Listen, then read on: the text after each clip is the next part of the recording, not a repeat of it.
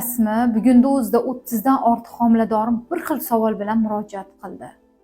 Homiladorlarimiz homilani ko'p qimirlashiga shikoyat qilishdi.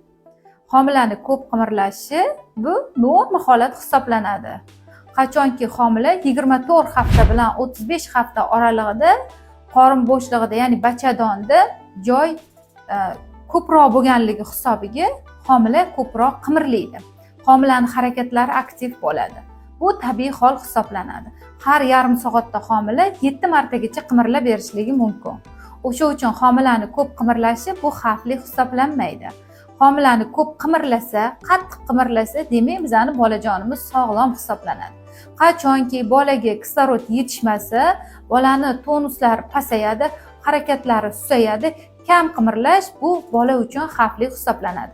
Agar sizni bolangiz ko'p qimirlasa va qorningizda og'riqli qimirlasa, siz bilingki, demak sizni bolajoningizga kislorod yaxshi yetib boradi.